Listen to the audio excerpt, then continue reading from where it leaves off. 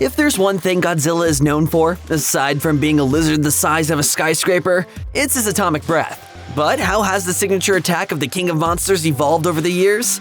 From 1954's Godzilla to the MonsterVerse and Minus One, our favorite kaiju's weapon of choice has come a long way. Godzilla's story truly began in August 1945, when the United States dropped 2 atomic bombs in the Japanese cities of Hiroshima and Nagasaki. Hundreds of thousands of people were killed and wounded, and people all over Japan were deeply disturbed by the events.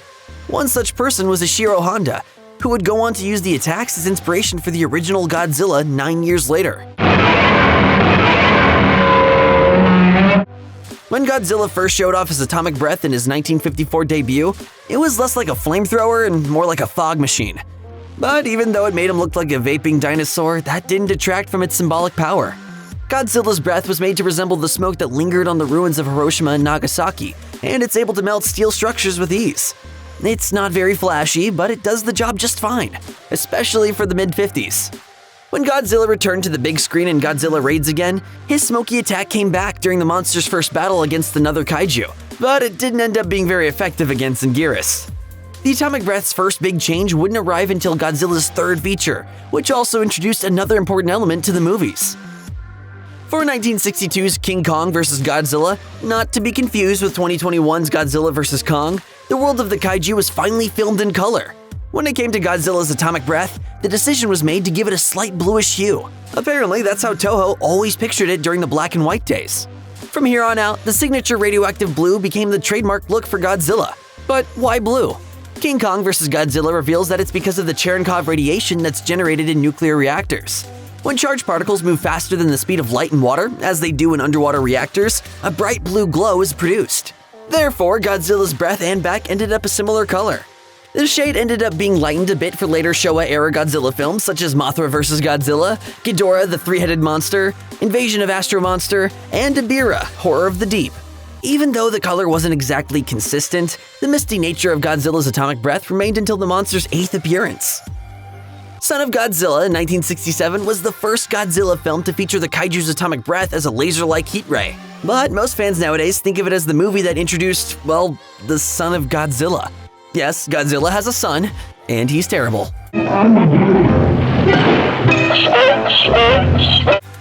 After Godzilla adopts Little Manila, he decides to teach the little monster how to properly breathe radiation. Even though Manila only gets a few puffs out at first, which appear as rings of nuclear energy, he eventually manages to fire off a blue heat ray of his own. The beam still has a foggy note to it, but the concentrated effect, now highlighted with an electric blue, pushed Godzilla into a new age. This look remained relatively the same throughout the next 4 monster epics, wherein Godzilla bested some of the most notable kaiju in Toho's catalog. That is, until Godzilla vs. Megalon, that one movie with the incredible tail slide, introduced an atomic blue beam that looked more fiery than misty. The following installment, Godzilla vs. Mechagodzilla, continued this atomic blue look. But the 15th and final picture in the Showa era, Terror of Mechagodzilla, took it a step back in time by emphasizing more white in the blast than blue. A few short years after Godzilla's first theatrical hibernation began, cartoon giants Hanna-Barbera decided to give the King of the Monsters a go in animation.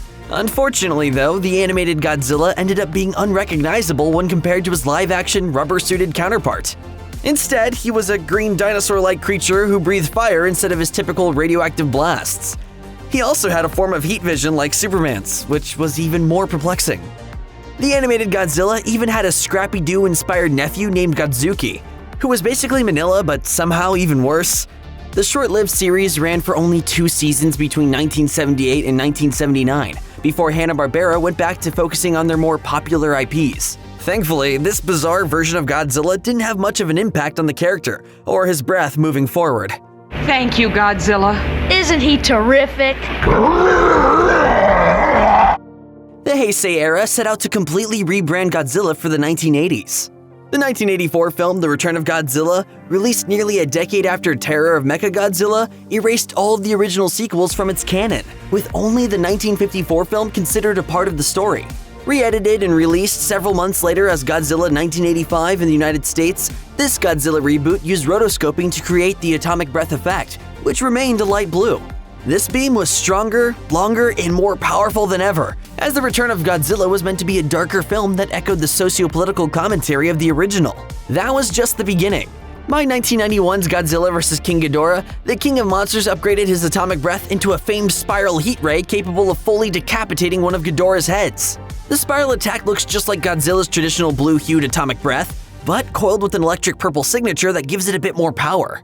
This was the first major departure from the traditional atomic breath that Godzilla had been known for, but it wouldn't be the last. Not all Godzillas are created equal, and the Godzilla of the Heisei era proves that. After the franchise's triumphant return, the filmmakers involved in its production continued to up the ante. In 1993's Godzilla vs. Mechagodzilla 2, which is somehow not actually a sequel to the original Godzilla vs. Mechagodzilla, the monster unleashes a brand new variant of his atomic blast, the Hyper-Uranium Heat Ray. After absorbing the life force of the dying kaiju Rodan, Godzilla is able to resume the battle against Super Mechagodzilla, showcasing a powerful new atomic blast that emits a blast of red electrical energy. This red heat ray makes Godzilla a more formidable opponent, and he and Super Mechagodzilla even end up clashing beams. When Godzilla powers up his ability, his dorsal plates light up with a reddish color mixed with sparks of electricity. The atomic upgrade returned in the 1994 sequel Godzilla vs. Space Godzilla, when the King of the Monsters absorbs enough of Space Godzilla's extraterrestrial energy to fire a supercharged heat ray of his own. The final blast incinerates Space Godzilla and saves the day, allowing Godzilla to return home to his previously introduced son, Godzilla Jr. But they didn't exactly live happily ever after. The most notable time Godzilla's atomic breath turned red was in the final installment of the Heisei era, Godzilla vs. Destoroyah. Meant to be the last of the 7 Godzilla productions released between 1984 and 1995, Godzilla vs. Destoroyah took the red atomic heat ray another step further. Instead of just recoloring Godzilla's atomic breath and adding an electrical spiral, Godzilla just straight up melts down this time. In the Heisei films, Godzilla's heart doubles as a nuclear reactor, hence his atomic breath. But what happens when a kaiju melts down from the inside? Burning Godzilla is the answer. I have a feeling this is going to be Godzilla's last fight. Along with the red-orange glow of his atomic breath, this Godzilla glows from the inside out as his body breaks down. After absorbing too much energy from uranium deposits, Burning Godzilla is born, and his fiery appearance lies in stark contrast to the monster's usual look. Eventually, Burning Godzilla defeats Destoroyah, but it's at the cost of his own life. Each time Godzilla uses his atomic heat ray while in meltdown kills him a bit more, ultimately leaving him in radioactive ashes. And then there's the 1998 American Godzilla. Director Roland Emmerich has made some good movies like Independence Day, but his take on the iconic monster definitely isn't on that level. There's no atomic breath here, just a Jurassic Park-inspired dino running around New York City, puffing combustible gas at taxicabs. This version of the giant lizard was dubbed Zilla by Toho, and is pretty pathetic compared to his Japanese counterparts, but he did get an upgrade later on. The subsequent animated Godzilla the series reintroduced Zilla, which is technically the offspring of the Zilla from the 1998 movie, with green plasma breath that effectively does the same thing as Godzilla's atomic heat ray. Even though it's less powerful, Zilla's green beam is still pretty damn good at blowing stuff up. Another version of Zilla ended up appearing in Toho's Godzilla Final Wars, wherein Godzilla hilariously defeated it in seconds. Don't mess with the OG. In 1999, the Millennium era of Godzilla began when Toho's answer to Hollywood's Godzilla arrived in the form of Godzilla 2000. Treating only the original 1954 feature as canon, Godzilla 2000 revived the character by staying true to what made longtime fans passionate about kaiju in the first place, with some minor changes of course. This rebooted Godzilla uses an orangish atomic breath when battling his enemies, and his dorsal plates continue to glow even as the monster fires his atomic breath. This beam proves to be so powerful that it cuts through a UFO like butter, and it seriously wounds Godzilla's kaiju opponent Orga. This new ability isn't some kind of energy power-up or last resort either. Godzilla 2000 has apparently been able to do this from the beginning. It seems that between 1954 and 1999, Godzilla was able to gain enough energy to power up his signature laser blast even further. Godzilla, Mothra, and King Ghidorah Giant Monsters All-Out Attack was the third installment of the Millennium-era Godzilla series, and by that point, the King of Monsters had returned to form. No longer was Godzilla's atomic breath orange. His original blue breath was back and ready to burn. Giant Monsters All-Out Attack also ignored the events of all other Godzilla films except the original. But what ended up being truly impressive about this Godzilla's blue atomic breath was that it mimicked the results of a real-life nuclear bomb, leaving a mushroom cloud in its wake. Soon after, Godzilla vs. Mechagodzilla was released, itself also a reboot. Here, Godzilla boasted his usual blue atomic breath, this time with a glowing blue spine as well. His heat ray was even bigger and more destructive than it had been in Giant Monsters All-Out Attack. When it comes to Godzilla, size definitely matters. Toho released Godzilla Final Wars at the end of the Millennium Era, and it was meant to be the official finale of the entire Godzilla franchise. Ignoring all previous installments, this time including the original, Godzilla's trademark atomic breath is the usual blue color and beam-like consistency before it gets an upgrade as the film goes on. After using his standard blue heat ray for the majority of the movie, Godzilla switches things up in the finale. To save the world from an incoming meteorite, Godzilla charges his atomic breath to create a new variant of the spiral heat ray able to blow the asteroid apart. But that's not all. In the final battle with Kaiser Ghidorah, Godzilla is given a supercharged burst of energy from Shinichi Ozaki that allows him to emit a burning G-Spark heat ray. This ray sends Ghidorah into space and officially ends the kaiju invasion, allowing Godzilla and Manila to return home to the ocean. This Godzilla guy is one tough dude. And with that, Godzilla went dark for a decade. Roland Emmerich poisoned the concept of an American Godzilla film for 16 years. But director Gareth Edwards' take on the giant monster managed to turn the tide. In 2014, the American studio Legendary Pictures rebooted Godzilla for their planned MonsterVerse, with its namesake lizard looking bigger than ever before. The 2014 Godzilla took the king of the monsters back to his roots. This Godzilla spends quite a while stomping around without firing any blasts.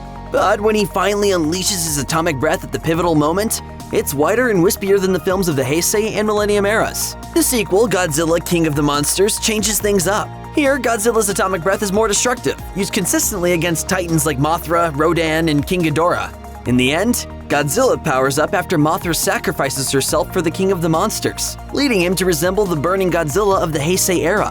Godzilla becomes a superheating conductor of nuclear energy that weakens Ghidorah enough so he can use his upgraded atomic breath to finish the job. Good thing he's on our side. For now. In the next film, Godzilla vs. Kong, the King of the Monsters' atomic breath gets even more powerful as Godzilla uses it to bore a hole into the hollow earth. Of course, Japan couldn't just sit idly by and let America have all the fun with their most famous monster. In 2016, Toho launched the Reiwa era of Godzilla, with the standalone entry Shin Godzilla leading the charge. In Hideaki Anno's unique take on the Godzilla mythos, the kaiju's atomic breath goes through multiple stages.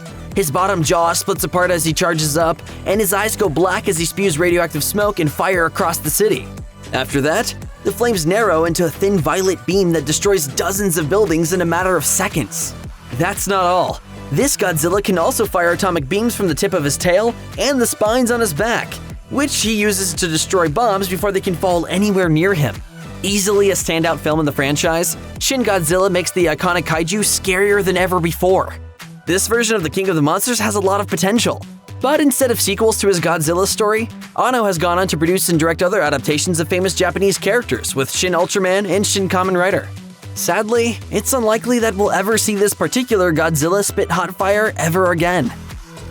In 2017, Toho teamed up with Netflix to produce a trilogy of Godzilla anime films, starting with Godzilla Planet of the Monsters. In this world, there are two Godzillas, known as Godzilla Filius and Godzilla Earth. These monsters each fire blue energy beams from the tips of their snouts instead of traditional atomic breath, although Godzilla Earth does have a mouth-based attack that sends a shockwave at his enemies. But that's not all. Netflix, along with animation studios Bones and Orange, created 2021's Godzilla Singular Point, a series that honors the Showa era in a 2030 setting. Here, Godzilla is continuously evolving. At first, his atomic heat ray appears as an atomic ring that forms at his mouth. But by the end, it resembles the traditional laser look, with the glowing ring still appearing. The medium of animation allows for some truly over-the-top Godzilla attacks that anime fans will appreciate. Last but certainly not least, Toho returned to live-action Godzilla movies with 2023's Godzilla Minus One. Another complete reboot, Godzilla Minus One takes place in the mid-1940s just after World War II, reimagining the King of Monsters' origins in the backdrop of post-war Japan. After Godzilla is mutated by America's nuclear tests, the monster makes landfall at the district of Ginza with destruction on his mind. The atomic breath in Minus One has to be seen to be believed, and anyone who was lucky enough to experience the film in theaters is sure to remember the sheer power of its sound. Like previous installments, the atomic blue hue is present here, but with an explosive quality that best resembles a nuclear bomb. Much like the original Godzilla, Godzilla Minus One acts as a commentary on the use of atomic weapons. And the filmmakers were able to make Godzilla's trademark attack into something pretty close. Director Takashi Yamazaki explained in an official press release, "Post-war Japan has lost everything. The film depicts an existence that gives unprecedented despair. The title Godzilla Minus One was created with this in mind. With Godzilla looking this good, it only makes sense that the visual effects team behind Godzilla Minus One received an Oscar nomination for their efforts. It's a good time to be a Godzilla fan. Not only did Godzilla Minus One become the highest-grossing live-action Japanese film ever in North America, but the teams responsible for the MonsterVerse have been hard at work as well. Legendary's Monarch Legacy of Monsters series debuted on Apple TV Plus in November 2023, and Godzilla & Kong: The New Empire is set to release in 2024. As the first trailer reveals, Godzilla is returning with some new abilities and features following the events of Godzilla vs. Kong. He's sporting a new pinkish look with enlarged dorsal spikes and glowing eyes to boot. While the trailer for The New Empire doesn't reveal much, it does give us a brief look at Godzilla's new spiraled violet heat ray, which looks even more powerful than his already impressive atomic breath from previous pictures. Following in the footsteps of Toho's Shin Godzilla and the early years of the Millennium era Godzilla, this new and improved American version may just be the most powerful version of the kaiju, Titan, after all.